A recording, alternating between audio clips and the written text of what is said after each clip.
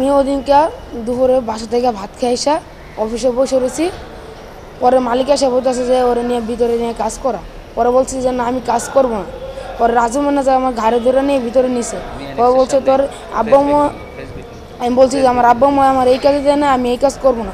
পরে রাজু ম্যানেজার আমার নাকি গা ধরে নিয়ে ভিতরে নিছে। পরে স্বপন মিস্ত্রির কাছে দিছে। স্বপন মিস্ত্রি আমার নাকি মুখে থাপ্পড় দিয়েছে। বলছে তুই কাজ কর। পরে বলছে যে না আমি কাজ করবো না।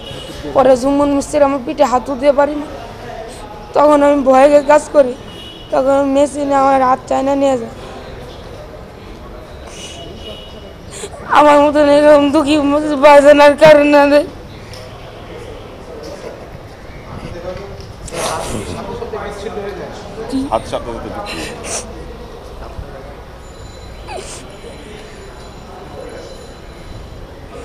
আপনারা অবগত আছেন যে কোভিড-19 বাংলাদেশে যখন খুব ব্যাপকভাবে চলছিল, এটি ডেটটা আমি যদি বলি আপনাদেরকে 28/9/2020, যখন সব লকডাউন ছিল, শাটডাউন ছিল, তখন ভৈরবের এই কারখানার মালিক, যিনি পুরাতন জাহাজ ভেঙে আবার বিক্রি করেন, বড় একটি কারখানা ওনার, যখন সব কর্মচারীরা চলে গেছে কোভিডের কারণে, তখন উনি এই শিশু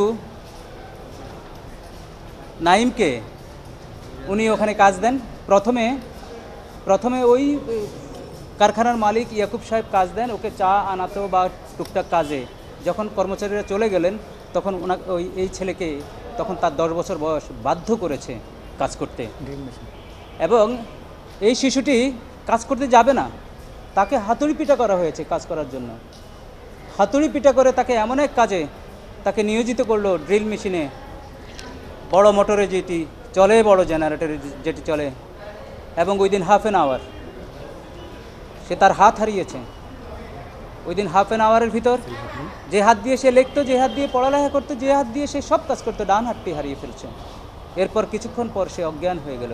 সে বারবার জ্ঞান থাকতে বলেছে আমার বাবা মাকে খবর দাও, বাবা মাকে খবর দাও। বাবা সেদিন সিলেটে ছিল। এরপরের ঘটনা আরও করুন, তার চিকিৎসা হয়নি প্রপারলি। চিকিৎসার জন্য আদালতে আসতে হয়েছে। আদালতের ডাইরেকশনে তার এতটুকু চিকিৎসা হয়েছে। কোর্ট মাত্র 30 লাখ টাকা, তার একটা হাতের জন্য মাত্র 30 লাখ টাকা কোর্ট তাকে দিতে বলেছে। এবং সেদিন কোর্টে এই টাকা দেওয়ার প্রতিশ্রুতি করে ইনস্টলমেন্ট নিয়েছে, কিন্তু সেই প্রতিশ্রুতি ওই ইয়াকুব ভঙ্গ করে 107 দিন পরে অ্যাপিল বিভাগে সে অ্যাপিল দায়ের করে মামলাটা ফেলে রেখেছে। আপনাদের মাধ্যমে মামলাটা আমার কাছে এসছে। আমি প্রো বোনো মামলাটা হাতে নিয়েছি। আমি অ্যাপিলেট ডিভিশনে 3 বার আমি মেনশন করেছি, ওনারা শুনেছেন। চেম্বার জাজে অ্যাপ্লিকেশন করে মামলাটা হিয়ারিংয়ে এসছে, হিয়ারিংয়ে এনেছি। গতকালকে এটা শুনানির কথা ছিল, কিন্তু গতকালকে ওই মালিক ইয়াকুবের পক্ষে সময় নেওয়া হয়েছে। আমরা জানতাম না, পরে আমরা বলার পরে আজকে রাখা হয়েছে। আজকেও সময় নিতে গেলে আমরা এটা বললাম যে না, এটা অনেক গুরুত্বপূর্ণ একটা বিষয়, একটি শিশুর বিষয়, একটি মর্মান্তিক ঘটনা, হৃদয় বিদারক ঘটনার বিষয় যেহেতু জড়িত, সেই কারণে আমরা বলেছি যে আমরা বলেছি যে এটা অনেক সেন্সিটিভ, অনেক গুরুত্বপূর্ণ। এবং আমরা কোর্টকে কনভিন্স করেছি এভিডেন্স দিয়ে যে ইয়াকুব এই ফেলে রেখেছে, তাকে কোর্টের আদেশ অমান্য করে কন্টেম্প করে চলেছে, তার সামর্থ্য আছে দেওয়ার। তার এই ফ্যাক্টরি অনেক বড়, তার এই কারখানা অনেক বড়, তার গ্রামের বাড়িতেও 6 তলা বিল্ডিং আছে, সব ফটোগ্রাফ দিয়েছি, তার অ্যাসেটের একটা তালিকা পর্যন্ত আমরা কোর্টকে দেখিয়েছি। সুতরাং সে অ্যাবেল থাকা সত্ত্বেও সে নানাবিধভাবে কূটকৌশল করে এই ছেলেটিকে তার পাওনা থেকে বঞ্চিত করেছে। যদিও যৎসামান্য অ্যাওয়ার্ড ছিল, যৎসামান্য ক্ষতিপূরণ ছিল তার জীবন এবং তার পেইন, তার যন্ত্রণার তুলনায়। আমরা আশা করি আজকে তার অ্যাপিল ডিসমিসের মাধ্যমে এই ইয়াকুব আর কোনো ছলছাতুরির আশ্রয় নেবে না, আর কোনো কূটকৌশলের আশ্রয় নেবে না।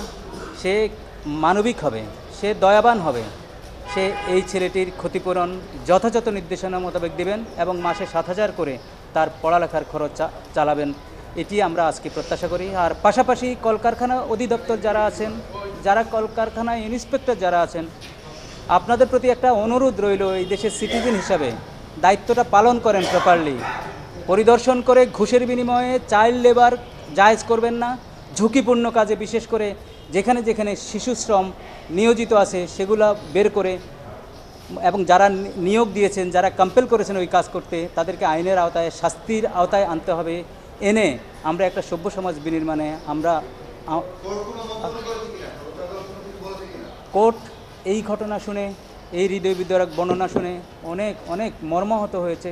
অনেক অনেক ওনারা বলছে এটা আপনারা 10 মাস কন্টেম্প্ট করেন নাই কেন? তখন আমরা বলেছি 107 দিন পরে সিপি ফাইল করা হয়েছে, এই কারণে আমরা কন্টেম্প্ট করতে পারিনি।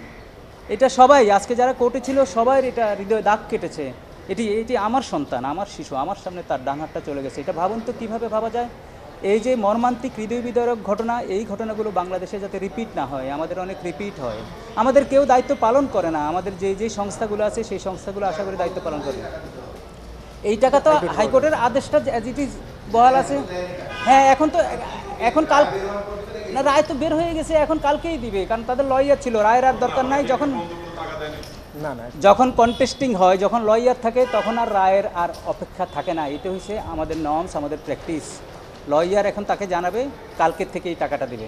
ডিজাইন, এলিগেন্স, বিউটি, সেরা পণ্য সবার জন্য জেভিকো।